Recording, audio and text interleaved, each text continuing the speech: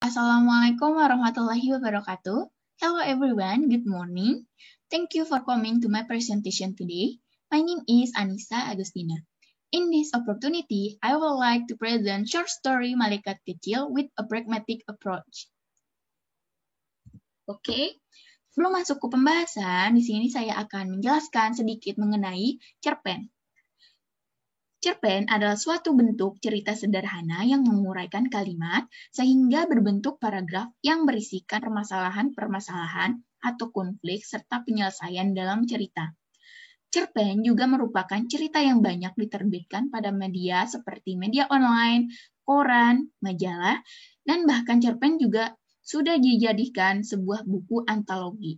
Karena cerpen memiliki kisah permasalahan yang tidak mendalam dan mengisahkan cerita yang sederhana. Selain itu, cerita pendek juga memiliki ciri yang berkesan dari pengalaman pribadi penulis. Sehingga cerpen sangat banyak diminati oleh banyak kalangan anak-anak, remaja, dan bahkan dewasa. Hal ini sejalan dengan pemikiran Munawwaroh tahun 2014, cerpen adalah prosa baru yang di dalamnya menceritakan suatu kehidupan berisikan konflik dan tidak adanya perubahan nasib pada tokoh. Nah, dalam sebuah penelitian diperlukan suatu landasan untuk menganalisis suatu permasalahan. Tentunya, untuk menganalisis sebuah karya sastra, diperlukan teori sastra atau yang biasa disebut pendekatan kajian sastra sebagai landasannya. Dalam kesempatan ini, saya akan menggunakan pendekatan pragmatik. Pendekatan pragmatik menurut Abram tahun 1958, halaman 14 sampai dengan 21, memberikan perhatian utama terhadap peranan pembaca. Pendekatan ini memberikan perhatian pada pergeseran dan fungsi-fungsi baru pembaca. Pendekatan pragmatik mempertimbangkan implikasi pembaca melalui berbagai kompetensinya. Adapun menurut Pradopo Viyawiyatmi tahun 2006 halaman 85. Pendekatan pragmatik adalah pendekatan yang memandang karya sastra sebagai sarana untuk menyampaikan tujuan tertentu kepada pembaca. Dalam hal ini, tujuan tersebut dapat berupa nilai sosial, nilai pendidikan, nilai moral, dan nilai agama. Nah, baik, saya akan menjelaskan sedikit mengenai nilai-nilai dalam pendekatan pragmatik. Yang pertama ada nilai sosial. Nilai sosial adalah salah satu pendidikan yang berkaitan erat dengan kehidupan bermasyarakat dan usaha menjaga keseimbangan hidup dalam bermasyarakat. Hal ini dapat terwujud jika di dalamnya terdapat kasih sayang, tolong-menolong, kesetiaan, balas budi, dan mementingkan kepentingan bersama. Yang kedua, ada nilai pendidikan. Nilai pendidikan merupakan sebuah proses perubahan sikap seseorang melalui kegiatan pengajaran dalam membantu seseorang menyadari nilai-nilai yang dimilikinya, serta membuka wawasan dan perasaan mereka agar menjadi manusia yang lebih baik setelah menemukan atau membaca nilai-nilai pendidikan yang terdapat dalam karya sastra yang mereka baca. Yang ketiga ada nilai moral. Menurut Nurgianto tahun 2013 halaman 429, nilai moral menunjuk pada pengertian ajaran tentang baik buruk yang diterima mengenai perbuatan, sikap, kewajiban, akhlak, budi pekerti, dan susila. Yang keempat, ada nilai religius atau nilai agama. Nilai agama adalah segala sesuatu yang berhubungan dengan Tuhan atau kepercayaan kepada Tuhan Yang Maha Esa. Di sini saya mencantumkan sedikit mengenai sinopsis cerpen Malaikat Kecil. Cerpen Malaikat Kecil karya Indra Tranggono menceritakan tentang tokoh aku yang bernama Sokra yang hidup dipenuhi kekerasan sang bapak. Tokoh bapak seringkali menumpahkan sumpah serapah bahkan memukul ia secara beringas serupa petinju kelas berat. Hal ini dilakukan karena tokoh bapak ingin ia menjadi seorang bajingan, penjahat, dan pembunuh. Namun ketika Sokra lulus SMU, tokoh bapak pergi meninggalkan ia dan ibunya. Nah, setelah kepergian itu, dengan susah payah ibunya membiayai ia di kota besar sambil melawan kanker rahim yang akhirnya merenggut nyawanya. Sokra ingin membalas perjuangan ibunya dengan cara menjadi malaikat kecil sesuai dengan permintaan ibunya. Nah, setelah 20 tahun tak bertemu, Sokra mengunjungi bapaknya di penjara Walchestras sebagai rahib yang akan membimbing doa sebelum menghadapi regu tembak. Nah, pada akhir cerita, tokoh bapak ini menyusul tokoh ibu dan meninggalkan Sokra seorang diri. Oke. Nah, cerpen ini terdapat nilai-nilai yang terkandung dalam pendekatan pragmatik. Yang pertama, nilai moral. Nah, terdapat dalam kutipan yang pertama, meskipun tubuhku telah rapat pukulan Bapak, masih saja pukulan demi pukulan itu kuterima. Teriakan dan tangisan minta ampunku pun gagal meredam amarahnya. Dengan wajah beringas menumpahkan sumpah serapah penuh aroma alkohol, Bapak terus menghajarku. Serupa petinju kelas berat menghajar samsak. Pukulan bertubi-tubi itu mengantarkan aku ke puncak rasa sakit, hingga akhirnya aku tak merasakan lagi rasa sakit itu. Kutipan kedua, aku ingin kamu jadi bajingan besar, maling besar, tak hanya jadi pencopet yang hanya bisa mengutil kerupuk. Bapak kembali melayangkan pukulan tepat di ulu hatiku. Rasa nyeri menggerayangi sukmaku. Nah, tindakan kekerasan pada anak tidak sekedar menyebabkan anak mengalami luka fisik. Luka fisik yang mendalam hitungan hari bisa sembuh melalui perawatan medis. Tetapi acap kali berdampak terjadinya luka traumatis yang akan diingat hingga mereka dewasa. Mungkin belum banyak yang menyadari bahwa pemukulan yang bersifat fisik itu bisa menyebabkan kerusakan emosional anak. Gejala dari gangguan tersebut adalah pengulangan peristiwa traumatik. Bentuk pengulangan dapat muncul melalui pengingatan akan peristiwa traumatik, mimpi, tindakan seolah peristiwa muncul kembali, kesedihan, serta reaksi fisiologis. Nah, terbukti dalam kutipan berikut. Itulah saat terakhir aku bertemu Bapak. Mungkin 20 tahun atau mungkin lebih. Yang kuingat, tubuhku masih lekat dengan seragam sekolah menengah umum. Bapak begitu membenci jika kenakalanku hanya sedang-sedang saja, berkelahi dengan kawan, tawuran, atau kegiatan remeh lainnya. Jadi apa saja kalau hanya tanggung yang tak menghasilkan apa-apa, ucap Bapak.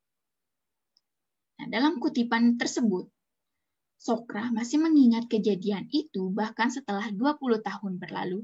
Hal itu membuktikan bahwa kekerasan kepada anak akan menimbulkan trauma sampai ia dewasa. Nah, pesan yang pembaca dapat dari kutipan itu adalah orang tua tidak boleh melakukan kekerasan pada anak, yang mana kekerasan tersebut memberikan dampak yang buruk terhadap anak, baik dari segi fisik maupun psikis anak.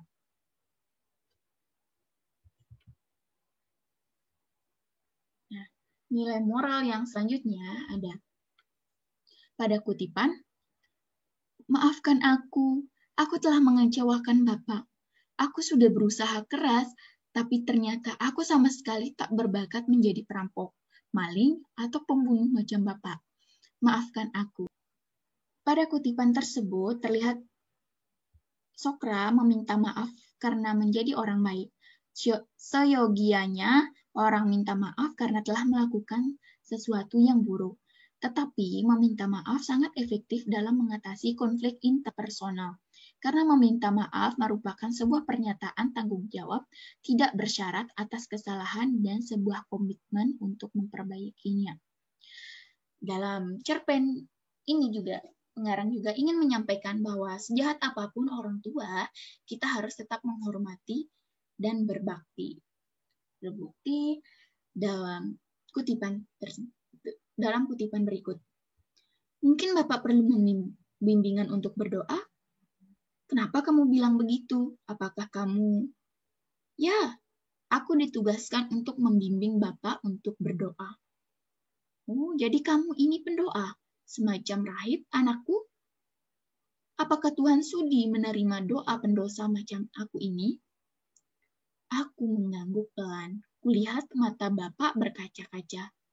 Baru kali ini kulihat air mata Bapak menitik. Ibu mengharapkan aku menjadi semacam malaikat kecil yang terbang mengawal perjalanan arwah ibu. Mungkin juga arwah Bapakmu. Bapak langsung memelukku. Erat, sangat erat. Baru kali ini kurasakan kasih sayang seorang bapak mengalir dan mengenang ceruk-ceruk jiwaku. Walaupun di masa lalu Sokra sering dipukuli oleh bapaknya, namun ia tetap memaafkannya. Memaafkan kesalahan orang acap kali dianggap sebagai sikap lemah dan bentuk hinaan, padahal sebaliknya. Bila orang membalas kejahatan yang dilakukan seorang kepadanya, maka sejatinya di mata manusia tidak ada keutamaan. Tapi, dikala dia memaafkan padahal mampu untuk membalasnya, maka dia mulia di hadapan Allah dan manusia.